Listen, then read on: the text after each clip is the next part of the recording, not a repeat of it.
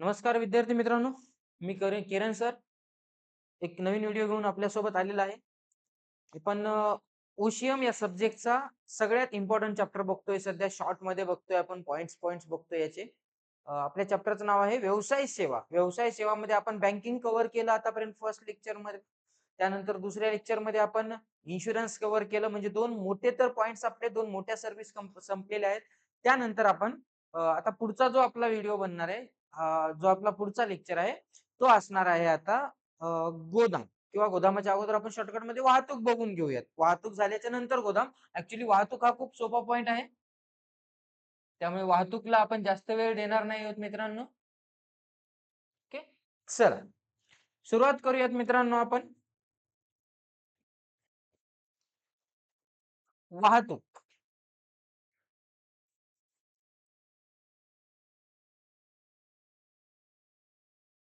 सुरुवात करायची आपल्याला वाहतूक पासून. ओके, वाहतूक म्हणजे काय मित्रांनो? वाहतूक म्हणजे दोन ठिकाणांना एकमेकाशी जोडण्याचे साधन किंवा माल किंवा प्रवाशांची एका ठिकाणाहून दुसऱ्या ठिकाणी न्याण करण्याचे साधन म्हणजे वाहतूक. मग आपण या वाहतुकीमध्ये बघा, ट्रिक कशी लक्षात ठेवायची. पहिले तुम्हाला जर समजा वाहतूक लक्षात ठेवायची असेल तर पहिली हेडिंग तुमच्या लक्षात आली पाहिजे वाहतूक. मग वाहतुकीमध्ये पुढच्या 7 हेडिंग तुमच्या लक्षात आल्या पाहिजे. मग त्या वाहतुकीचे फायदे तोटे त्या गोष्टी तुम्ही बघाल, पण पहिले तुम्हाला फक्त या हेडिंग लक्षात आल्या पाहिजे. तर मित्रांनो, वाहतुकीच्या एकूण 7 प्रकार आहेत. वाहतुकीचे एकूण किती प्रकार आहेत मित्रांनो? 7 प्रकार आहेत. चला तर बघूयात मग हे 7 प्रकार वाहतुकीचे कोणकोणते आहेत. वाहतुकीचे 7 प्रकार. चला बाळांनो, बघूयात आपण. वाहतुकीचा पहिला प्रकार आणि सगळ्यात जास्त प्रमाणामध्ये या वाहतुकीच्या प्रकाराचा वापर केला जातो आणि तो म्हणजे आहे रस्ते वाहतूक.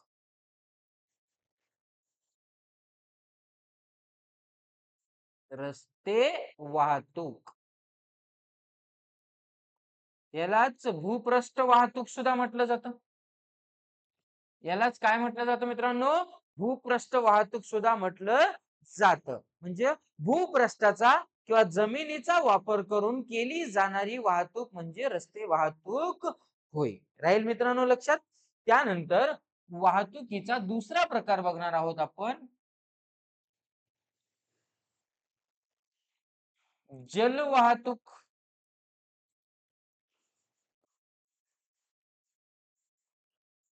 जल वाहतूक समुद्री मार्गाचा वापर करून केली जाणारी वाहतूक म्हणजे जल वाहतूक. त्यानंतर मित्रांनो, आपण वाहतुकीचा तिसरा प्रकार बघणार आहोत या ठिकाणी, रेल्वे वाहतूक. रेल्वे वाहतूक लोह मार्गाचा वापर करून केल्या जाणाऱ्या वाहतुकीला रेल्वे वाहतूक असे म्हणतात. ओके, त्यानंतर मित्रांनो, आपण चौथा प्रकार बघणार आहोत, हवाई वाहतूक.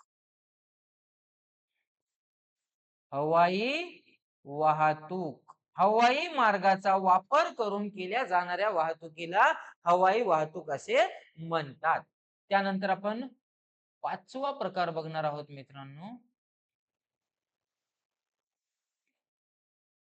मेट्रो. मेट्रो आणि मोनोरेल. मेट्रो आणि मोनोरेल. त्यानंतर आपण सहावा प्रकार बघणार आहोत मित्रांनो, रोपवे. दरी किंवा डोंगरांना जोडून एका डोंगरावरून दुसऱ्या डोंगरावर जाण्यासाठी वापर होतो याचा, रोपवेचा. आपण रायगडावरील रोपवे बघितला असेल किंवा श्रीनगरचे रोपवे बघितले असतील आपण. आणि शेवटचा वाहतुकीचा प्रकार आहे मित्रांनो, पाईपलाईन. पाईपलाईन. ओके, वाहतुकीचे प्रकार स्पष्ट करा म्हणल्याच्या नंतर, तसा तर एवढा इझी क्वेश्चन नाही येणार मित्रांनो. वाहतुकीचे प्रकार स्पष्ट करा. तुम्हाला क्वेश्चन येऊ शकतो, रस्ते वाहतुकीचे फायदे तोटे सांगा, रेल्वे वाहतुकीचे फायदे तोटे सांगा. हे फायदे तोटे तुम्हाला व्यवस्थित करून जायचे आहेत. पण अगोदर तुम्हाला या 7 हेडिंग जर आठवल्या तर तुम्ही याचे फायदे तोटे बघू शकता. वाहतुकीच्या नंतर मित्रांनो, आपला पुढचा पॉइंट असणार आहे गोदाम. पुढचा पॉइंट काय असेल मित्रांनो आपला? गोदाम. गोदाम म्हणजे वेअर हाऊस. गोदाम काय असतो? माल साठवून ठेवण्याच्या ठिकाणाला गोदाम किंवा वेअर हाऊस असं म्हटलं जातं. ओके. तर मित्रांनो आपण गोदामामध्ये आता 2 पॉइंट शिकणार आहोत. एक आपण गोदामाचे कार्य शिकणार आहोत आणि त्यानंतर गोदामाचे प्रकार शिकणार आहोत. आपल्याला गोदामाचे कार्य शिकताना या ठिकाणी जवळपास 8 गोदामाचे कार्य शिकायचे आणि त्यानंतर 7 गोदामाचे प्रकार शिकायचे. अगोदर आपण गोदाम बघताना सुरुवातीला आपण बघूयात गोदामाचे कार्य. गोदामाचे कार्य. सुरुवातीला बघूयात मित्रांनो आपण कार्य बघूयात गोदामाचे. ओके. चला. गोदाम त्याच्यामध्ये गोदामाचे कार्य. गोदामाचे कार्य. चला. निवांतपैकी बघूयात मित्रांनो. कुठलीही गडबड न करता. गोदामाचे कार्य. मित्रांनो गोदामाचं पहिलं आणि सगळ्यात बेसिक मूलभूत कार्य काय आहे हो? गोदाम हा शब्द जर आला तर आपल्या नजरेसमोर गोदाम शब्द दिसला तर आपल्याला काय वाटतं की माल साठवणूक करण्याची जागा. त्यामुळे गोदामाचं पहिलं कार्य काय हो? मालाची साठवण करणे.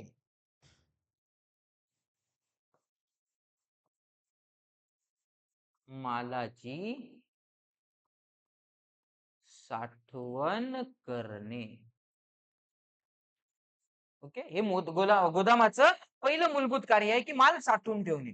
त्यानंतर आपण दुसरं कार्य बघूत मित्रांनो गोडाऊनचं. किंमत स्थिरीकरण.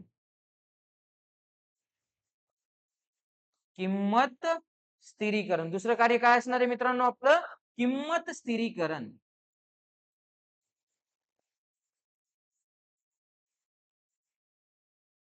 किंमत स्थिरीकरण म्हणजे गोडाऊन किंमत कशी स्थिर करते? गोदाम किमतीमध्ये बॅलन्स ठेवण्याचं काम करते मित्रांनो. जर समजा बाजारपेठेत एखाद्या वस्तूच्या किमती काय होत असतील, खूप वाढत असतील, तर गोडाऊन मधला माल बाहेर काढला जातो म्हणजे सप्लाय वाढवला जातो. सप्लाय वाढला की किमती काय होतील? स्थिर होतील. किंवा बाजारपेठेमध्ये किमती काय होत आहेत?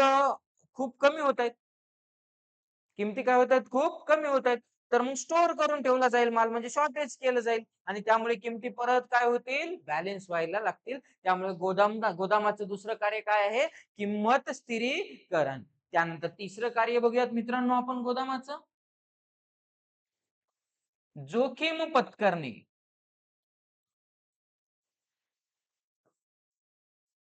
जोखीम पत्करणे. गोदामाचं तिसरं कार्य काय आहे? जोखीम पत्करणे. आपण गोडाऊन मध्ये जो माल साठवून ठेवतो मित्रांनो, याचं जर काही नुकसान झालं, चोरीला गेला, आग लागली, जर काही घटना घडली, त्यांनी याच्यापासून जर काही नुकसान झालं तर याची भरपाई कोण देणार हो? स्वतः गोदाम चालक देणार. त्यामुळे गोदामाचं हे कार्य आहे जोखीम पत्करणे. ओके. त्यानंतर गोदामाचं पुढचं कार्य बघूयात आपण वित्त पुरवठा. गोदामाचं चौथं कार्य आहे मित्रांनो वित्त पुरवठा. वित्त पुरवठा. वित्त म्हणजे काय हो? फायनान्स. गोडाऊन मध्ये ठेवलेल्या मालावर तुम्हाला कर्ज उपलब्ध करून दिलं जातं किंवा गोदामामध्ये जो माल ठेवला असतो, जो पावती असते गोदामाची तुमची, त्या पावतीवर तुम्ही बँकेकडून कर्ज पुरवठा करून घेऊ शकता. म्हणजे बँकेकडून कर्ज उपलब्ध करून घेऊ शकता. बँकेकडून आहेत किंवा बरेच गोदाम मालक किंवा गोदाम चालक स्वतः तो कर्ज पुरवठा केला जातो. म्हणजे गोदामाचे आपण 4 कार्य बघितले. गोदामाचं 5वं कार्य आहे वर्गवारी आणि प्रतवारी.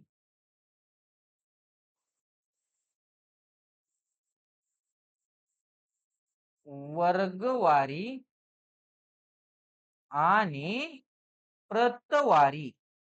वर्गवारी आणि प्रतवारी म्हणजे काय हो? क्लासिफिकेशन करणे, वेगवेगळे गट विभाजन करणे. गोदामामध्ये एकदा जो माल आलाय त्याला त्याच्या क्वालिटीनुसार, किमतीनुसार, त्याच्या साईजनुसार, आकारानुसार या प्रत्येक गोष्टीनुसार वेगवेगळे विभाग, गट करणे. जसं तुम्ही बाजारपेठेत जाता, ऍपल खरेदी करायला गेले तर म्हणतील हे 200 रुपये किलो आहे, ते 250 रुपये किलो आहे. दोन्ही ऍपलच आहेत, किमतीत का फरक? म्हणजे त्यांना वेगवेगळं केलेलं आहे. त्याच्या आकारानुसार म्हणा, त्याच्या जे काही त्याची क्वालिटी असेल त्यानुसार. याला म्हणतात प्रतवारी आणि वर्गवारी. त्यानंतर पुढचं आहे वाहतूक. गोदामाचं 6वं कार्य आहे मित्रांनो वाहतूक. गोदामाचं 6वं कार्य आहे वाहतूक. बघा, काही गोदाम मित्रांनो वाहतुकीची सुविधा सुद्धा उपलब्ध करून देतात. उत्पादकाच्या फॅक्टरीमध्ये तयार झालेला माल तिथून घेऊन येणे, गोदामात साठवून ठेवणे आणि बाजारपेठेत मागणीनुसार तो तिथे उपलब्ध करून देणे, म्हणजे वाहतुकीचे काम सुद्धा गोदामात केली जातात.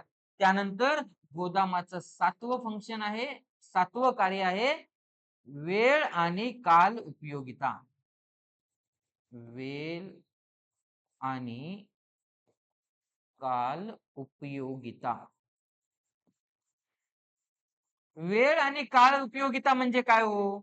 जेव्हा पाहिजे तेव्हा माल उपलब्ध करून दिला जातो. वेळ आणि काळ नाही मित्रांनो, इथे वेळ आणि स्थळ उपयोगिता येईल. स्थळ. वेळ आणि स्थळ उपयोगिता. वेळ म्हणजे काय? जेव्हा पाहिजे तेव्हा गोडाऊन मधून माल सप्लाय केला जाऊ शकतो आणि स्थळ उपयोगिता म्हणजे काय? जिथे पाहिजे तिथे माल उपलब्ध करून दिला जाऊ शकतो. आणि गोदामाचं शेवटचं कार्य आहे मित्रांनो प्रक्रिया म्हणजे प्रोसेस. गोदामामध्ये जसं की तांदूळ पॉलिश करणे असेल, फळे पिकवणे असतील, भाजीपाला साठवून त्याच्यावर प्रोसेस करणं असेल, तर गोदामामध्ये या सुद्धा गोष्टी केल्या जातात. राहतील मित्रांनो गोदामाचे हे 8 कार्य लक्षात. त्यानंतर आपण बघणार आहोत गोदामाचे प्रकार. गोदामाचे 7 प्रकार बघायचे बाळांनो आपल्याला. ओके, चला गोदामाचे प्रकार.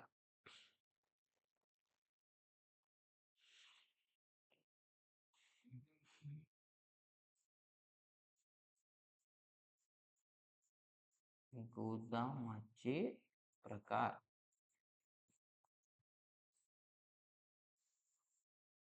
ओके, चला बघूयात मित्रांनो गोदामाचे प्रकार आपण या ठिकाणी एक एक करून.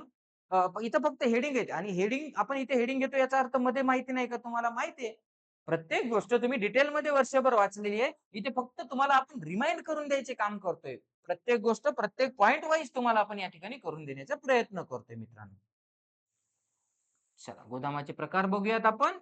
गोदामाचे एकूण 7 प्रकार शिकायचे बाळांनो आपल्याला. गोदामाचा पहिला प्रकार आहे खाजगी गोदाम. पहिला प्रकार कोणता असेल? खाजगी गोदामे.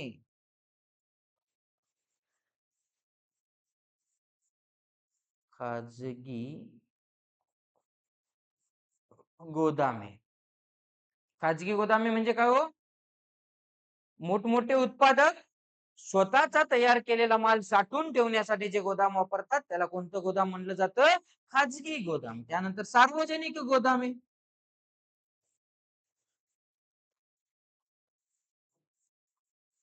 सार्वजनिक गोदामे.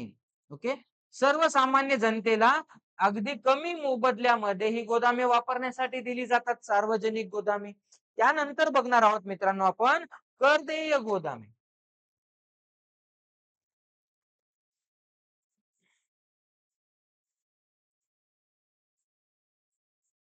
करदेय गोदामे. ओके मित्रांनो, बाहेर देशातून आयात केलेला माल साठवून ठेवण्यासाठी जे गोदाम असतात ते असतात करदेय गोदामे. आता करदेय गोदामाचा उद्देश काय आहे बघा. समजा बाहेर देशातून माल घेऊन आलो, अगोदरच आपण खरेदी केलेली असती, पैसा संपलेला असतो.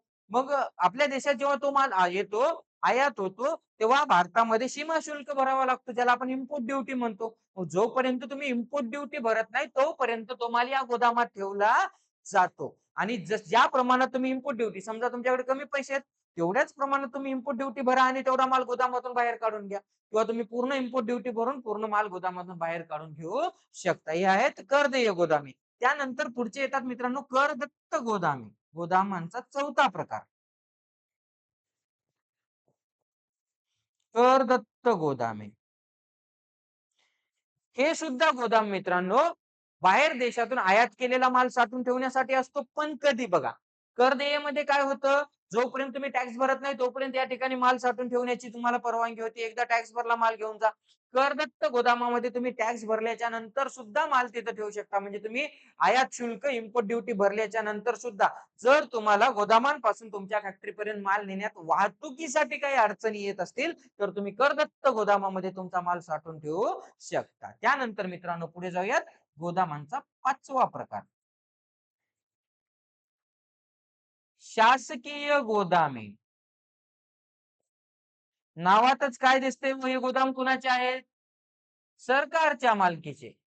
केंद्र सरकार, राज्य सरकार किंवा इतर स्थानिक संस्था यांच्या मालकीचे जे गोदाम आहे त्यांना म्हटलं जातं शासकीय गोदामे. त्यानंतर सहकारी गोदामे. सहकारी तत्वावर चालवलेली काही गोदामे असतात. सहकारी गोदामे. ओके. त्यांच्या सदस्यांना किंवा सामान्य जनतेला सुद्धा कमी पैशामध्ये उपलब्ध करून दिले जातात. आणि शेवटचा गोदामांचा प्रकार आहे मित्रांनो शीतगृह. शीतगृहे. शीतगृहे म्हणजे काय हो? Cold house. भाजीपाला, दुग्धजन्य पदार्थ किंवा जे नाशवंत वस्तू आहेत त्या शीतगृहांमध्ये साठवून ठेवल्या जातात. गोदामे हा खूप सोपा पॉइंट आहे मित्रांनो या चॅप्टरचा आपला. या चॅप्टर मध्ये तुमचा पहिला बँकिंग आणि शेवटचा संप्रेषण या दोन पॉइंटवर थोडंसं तुमचं फोकस असलं पाहिजे. मित्रांनो चॅप्टर 27 मार्क देणार आहे, त्यामुळे या चॅप्टरला तुम्ही लाईटली घ्यायचं नाही. तुम्ही जर चॅप्टरला लाईटली घेतला तर बोर्ड तुम्हाला लाईटली घेईल आणि तुम्हाला 80च्या मध्येच मार्क पडतील. तुम्ही जर हा चॅप्टर परफेक्ट केला तुम्हाला 98, 99, 100 मार्क्स पडण्याची शक्यता आहे. त्यामुळे आपण पुढे जाऊयात मित्रांनो. शेवटचा टॉपिक राहिलेला आहे आपला याच्यामधला, तो आहे संप्रेषण किंवा ज्याला आपण म्हणतो संदेशवहन. त्याला आपण काय म्हणतो? संदेशवहन. संप्रेषण किंवा संदेशवहन. चला बघूयात मित्रांनो आपण संप्रेषण किंवा संदेशवहन.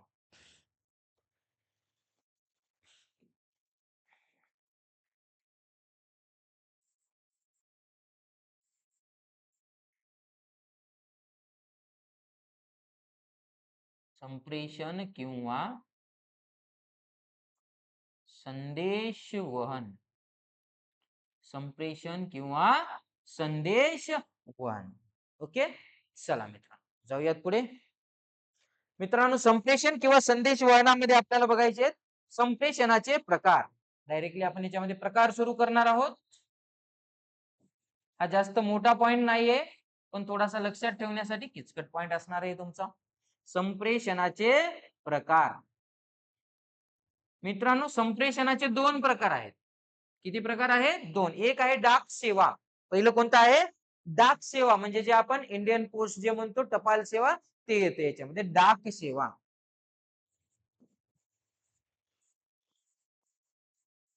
डाक सेवा.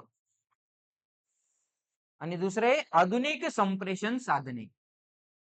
आधुनिक संप्रेषण साधने.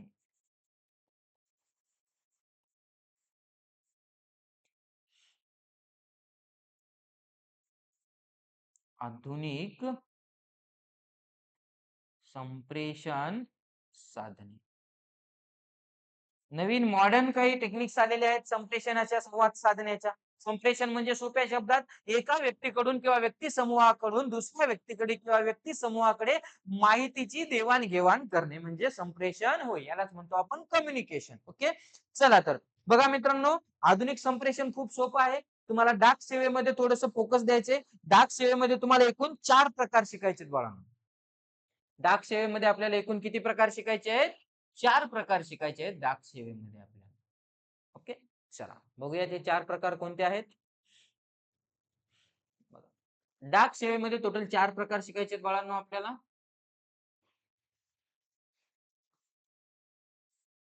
डाक सेवेमध्ये पहिला प्रकार आहे टपाल सेवा. पहिला प्रकार कोणता असणार आहे? टपाल सेवा. टपाल सेवा. ओके. त्यानंतर टपाल सेवेच्या नंतर दुसरा असणार आहे विशेष टपाल सेवा.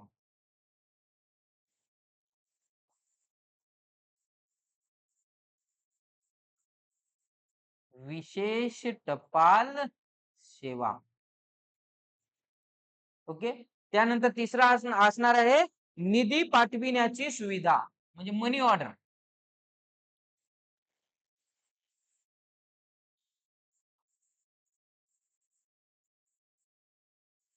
निधी पाठविण्याची सुविधा.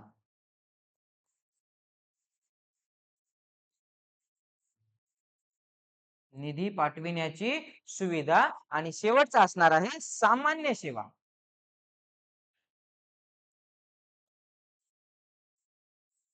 सामान्य सेवा.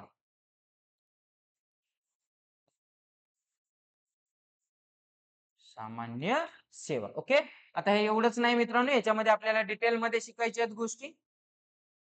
बघा, टपाल सेवेमध्ये 4 प्रकार शिकायचे आहेत आपल्याला. विशेष टपाल सेवेमध्ये परत 3 प्रकार शिकायचे आहेत. निधी पाठविण्याची सुविधामध्ये आपल्याला 3 प्रकार शिकायचे आहेत आणि सामान्य सेवेमध्ये आपल्याला 2 प्रकार शिकायचे आहेत. तर हे कोणते आपण बघायला सुरुवात करूयात मित्रांनो. टपाल सेवेमध्ये पहिलं येतं आंतरदेशीय पत्र. टपाल सेवेमध्ये पहिलं पहिलं कोणतं येणार मित्रांनो? अंतर्देशीय पत्र.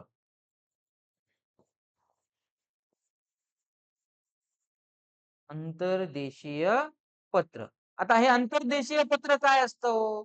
देशातल्या देशात पत्र व्यवहार करण्यासाठी या पत्राचा वापर केला जातो. अंतर्देशीय पत्राचा एक स्पेसिफिक आकाराचा असतं, दुमडलेला असतं. जो भाग दुमडलाय त्याच्या मधल्या भागाला लिहिलेलं असतं, त्याच्यावर स्टॅम्प मारलेला असतो. याला अंतर्देशीय पत्र म्हणतात. दुसरं येतं बंद पॅकेट. बंद पॅकेट. बंद पॅकेट म्हणजे काय? इनवलप. बंद पॅकेटचा वापर कशासाठी केला जातो? काही महत्त्वाचे डॉक्युमेंट असतील, कुणी बघू नये म्हणून बंद पॅकेटमध्ये फोटोज असतील, या गोष्टी देण्यासाठी बंद पॅकेटचा वापर केला जातो. त्यानंतर आहे मित्रांनो पार्सल सुविधा.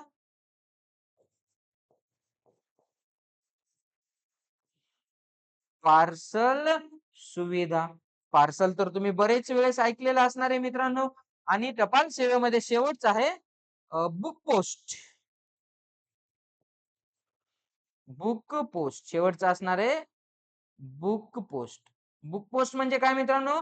पुस्तकं वगैरे पाठवण्यासाठी ज्याचा वापर केला जातो त्याला बुक पोस्ट म्हणतात. त्याच्यावर बुक पोस्ट असं लिहिलेलं सुद्धा असतं. त्यानंतर विशेष टपाल सेवेमध्ये मित्रांनो पहिला आहे व्यवसाय पोस्ट.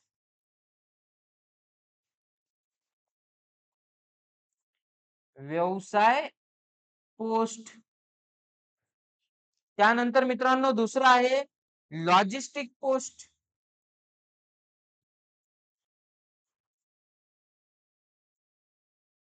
Logistic post. उत्पादित केलेल्या वस्तू एका ठिकाणाहून साठवून दुसऱ्या ठिकाणी नेईपर्यंतचे काम करून दिले जातात याच्यामध्ये. आणि शेवटचं आहे देयके सेवा. देयके म्हणजे बिल वगैरे पाठवण्याचे काम सुद्धा पोस्ट ऑफिस कडून केले जातात. त्यानंतर निधी पाठविण्याची सुविधा. निधी पाठविण्याची सुविधामध्ये 3 गोष्टी शिकणार आहोत आपण. इलेक्ट्रॉनिक निधी हस्तांतरण पहिलं. इलेक्ट्रॉनिक निधी हस्तांतरण. इलेक्ट्रॉनिक निधी हस्तांतरण. इलेक्ट्रॉनिक निधी हस्तांतरण म्हणजे काय मित्रांनो?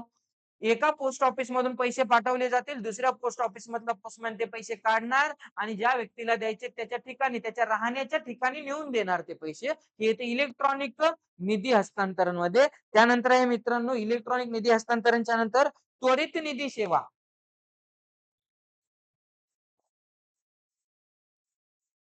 त्वरित निधी सेवा. इमिडिएट पैसे दिले जातात. सेम इलेक्ट्रॉनिक सारखंच एका पोस्टातून पैसे टाकले जातील, डिपॉझिट केले जातील. दुसऱ्या पोस्टामध्ये ज्या व्यक्तीला पैसे पाहिजे त्याला स्वतः तिथे जावं लागेल आणि जाऊन पैसे काढून घ्यावे लागतील. त्याच्यासाठी लिमिट पण आहे. कमीत कमी 1,000, जास्तीत जास्त 50,000 पर्यंत तुम्हाला ही मर्यादा आहे. त्यानंतर आहे आंतरराष्ट्रीय निधी हस्तांतरण. शेवटचा प्रकार आहे मित्रांनो निधी पाठविण्यामध्ये आंतरराष्ट्रीय.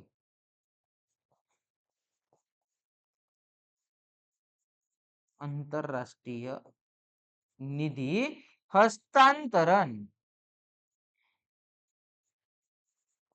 आंतरराष्ट्रीय निधी हस्तांतरण बाहेर देशातून भारतात पैसे पाठवण्यासाठी आहे फक्त ही सुविधा. इव्हन या सुविधेमार्फत तुम्ही भारतातून बाहेर देशात सुद्धा पैसे पाठवू शकत नाही. इंडियन पोस्टाने दिलेली एक सुविधा आहे मित्रांनो. या सुविधेमार्फत बाहेर देशातून इंडियामध्ये पैसे घेण्याची एकच मुभा दिलेली आहे. त्यानंतर सामान्य सेवेमध्ये मित्रांनो एक आहे सामान्य पोस्ट आणि दुसरा आहे ई पोस्ट. सामान्य पोस्ट आणि ई पोस्ट. ई पोस्ट म्हणजे इलेक्ट्रॉनिक पोस्ट मित्रांनो. फिजिकल कॉपी तर दिलीच जाते. पहिले अगोदर इलेक्ट्रॉनिक कॉपी सेंड केली जाते पुढच्या व्यक्तीला आणि सेम त्याची एक हार्ड कॉपी प्रिंट करून परत त्या ठिकाणी नेऊन दिली जाते. आता यात मित्रांनो आपण आधुनिक संप्रेषण साधनामध्ये हे खूप सोपं असणार आहे मित्रांनो. आधुनिक संप्रेषण साधनामध्ये पहिलं आहे कुरिअर सर्व्हिस, कुरिअर सेवा. दुसरं आहे इंटरनेट, याच्याशिवाय राहू शकत नाही आपण, इंटरनेट. आणि तिसरं आहे मित्रांनो ईमेल, ईमेल. राहतील मित्रांनो एवढ्या गोष्टी लक्षात? येस, एवढ्या गोष्टी लक्षात ठेवणं कंपल्सरी आहे तुमच्यासाठी. अशा प्रकारे हा चॅप्टर आपण इथे संपवणार आहोत. टोटल 3 पार्ट मध्ये हा चॅप्टर कव्हर केलाय. शॉर्टकट मध्ये तुम्ही पण 27 मार्काचा चॅप्टर पूर्ण तुमचा रिवाइज होऊन जाईल. तर मित्रांनो आपण इथेच थांबणार आहोत. पुढचा चॅप्टर असणार आहे आपला पुढच्या लेक्चर मध्ये किंवा पुढच्या व्हिडिओमध्ये जो चॅप्टर आहे तो असणार आहे आपला विपणन म्हणजे मार्केटिंग. हा सुद्धा चॅप्टर खूप चांगलं वेटेज देणारा चॅप्टर आहे तुमचा. 8 ते 10 मार्काचं वेटेज देणारा तो सुद्धा चॅप्टर आहे. थांबूया तिथे. चलो bye bye. Have a nice day.